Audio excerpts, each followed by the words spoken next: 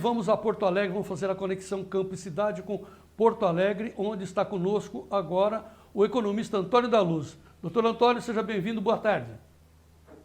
Batista, que prazer estar contigo, todos os amigos do Tempo e Valor. Olha aqui, tempo e dinheiro. Viu, Antônio? Hoje está meio confuso, sextou tudo aqui, o computador já saiu para a farra, mas tudo bem.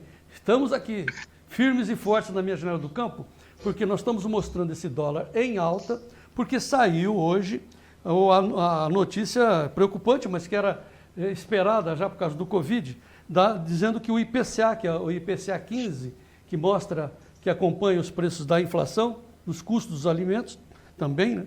É a maior alta para outubro em 25 anos. Nossa, a mídia esquerdista está berrando, né? O capitalismo não deu certo. Qual será que é a solução que eles oferecem? Mas a bola está contigo, Antônio. João Batista, de fato, o resultado do IPCA 15 é um resultado preocupante, um aumento bem forte, 0,94% no acumulado de 30 dias, preocupa sem dúvida, mas isso está causando um aumento dos juros futuros, aliás, de juros. Nós já vemos falando há bastante tempo aqui no Tempo e Dinheiro que os produtores devem acompanhar o que está acontecendo, porque está havendo uma ascendência dos juros futuros que precedem as taxas Selic e as taxas que os produtores estão submetidos. Então, é bom já ficar de olho no que está acontecendo para tomar as decisões corretas.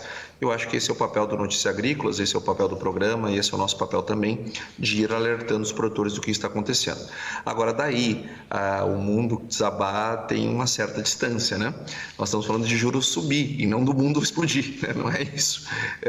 É claro que nesses ambientes as pessoas aproveitam para fazer criar um certo pânico, mas não é isso. A gente só quer que as pessoas tomem as decisões corretas e ganhem dinheiro e, se possível, não percam. Agora, lógico, tem pessoas que se valem desses expedientes para atingir outros objetivos. O fato é que os juros futuros estão subindo hoje, mas aí eu não acredito que isso seja um processo fortemente inflacionário. Isso é muito mais conjuntural por conta da pandemia, por conta do efeito do auxílio emergencial na demanda, por conta de nós termos tido empresas paradas por muito tempo. Isso tem um processo de reacomodação. De onde é que a gente tira isso? Né? Da nossa opinião, simplesmente? Não é da nossa opinião. Isso nós temos o PIB, nós temos o desempenho do PIB e nós temos o PIB potencial. Isso é um cálculo que nós fazemos. E nós vemos que o PIB potencial está muito distante do PIB real. Quando isso acontece, a gente diz que o hiato do produto está muito elevado. O que isso significa? Que com o capital e com o trabalho disponível, a gente deveria estar produzindo mais.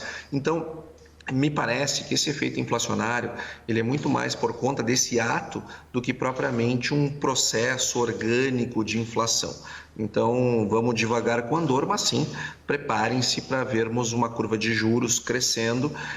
Um IPCA esse mês deve vir alguma coisa no 0,75, alguma coisa assim que é alto, que é bem acima do que vinha acontecendo e que vai gerar, quando sair o IPCA, vocês vão ver, vai ter uma comoção, vai ter muita gente falando bastante desse assunto. Nós já estamos antecipando aqui a nossa projeção, 0,75 para o IPCA desse mês, o que é elevado, sem dúvida, mas também não é o fim do mundo, vamos devagar com andor. Mas, viu, Antônio, aqui tem uma boa notícia. A Fundação Getúlio Vargas está dizendo que o IPCS, o Índice de Preço ao Consumidor Semanal, esse desacelerou. Estava em 1,01 e está recuando para 0,79%. Há uma desaceleração. Claro que nós estamos com o preço da soja lá em cima, óleo de soja, arroz, né? Mas o arroz recuou de 16 para 14, o óleo de soja de 26 para 21. Claro, está lá em cima, mas já é um bom indício esse semanal, não é? Ou ainda não? João, inflação, na minha opinião, ela está relacionada ao seguinte fato. Eu tenho um monte de empresas paradas, né, por muito tempo, produzindo menos ou, no mínimo, produzindo abaixo do que deveria estar produzindo. De outro lado, eu tenho R$600 na conta de 65 milhões de brasileiros.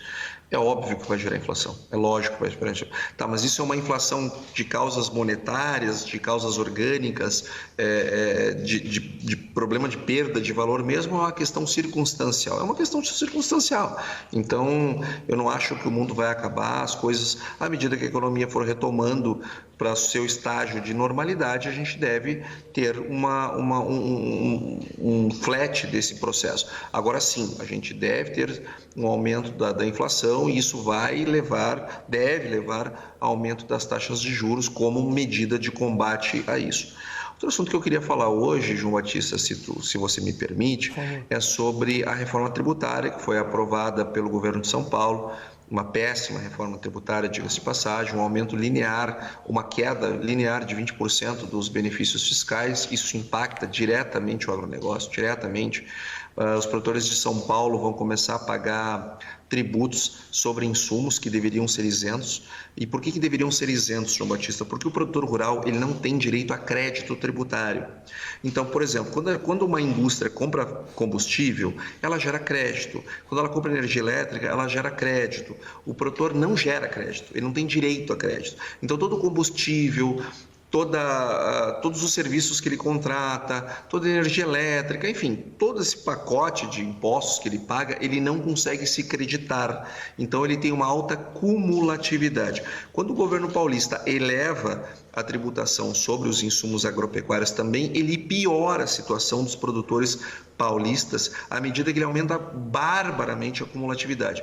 É um absurdo que foi feito em São Paulo e que não faltou trabalho da Federação de São Paulo. Aqui até inclusive quero fazer uma menção ao meu colega lá, o Cláudio Brizolara, que junto com o pessoal do jurídico trabalhou muito forte para isso, mas infelizmente a sanha tributária do governador foi maior. Ele que quer ter equilíbrio fiscal, ele é um grande gestor, ele dizia que ia baixar impostos, que isso e aquilo, mas não é, né? Tá se valendo daquela fórmula tradicional, que é, se tem problema fiscal, aumento a receita através dos impostos. Por isso que ele mereceu o nome, né, que o Jair deu para ele de projeto de ditador nanico, né, autoritário. Né? Mas, enfim, o povo paulista sabe muito bem com quem está lidando. Antônio, só para encerrar, o auxílio emergencial neste mês de setembro chegou a praticamente 30 milhões de domicílios, segundo o IBGE. Como o auxílio diminuiu de 600 para 300, cada domicílio recebeu, em média, R$ 894. Isso vai terminar agora no final do ano. E a taxa de desemprego por causa do Covid, segundo o IBGE, está em 14% em setembro. E ainda tem gente que ainda atira pedras, achando que é mole, né, governar o nosso Brasil diante de tamanha carência, né, Antônio? É verdade, João Batista, mas acho que o auxílio emergencial já deveria ter sido extinto. Ele foi feito no momento correto, para o propósito correto, mas para o meu gosto já deveria ter terminado. Ah, mas Antônio, é muito confortável dizer isso quando se está empregado. Não é esse o caso. O caso é que se a gente piorar o lado fiscal do Brasil, não vai ter auxílio emergencial que resolva o problema desse país. É só olhar o que está acontecendo na Argentina.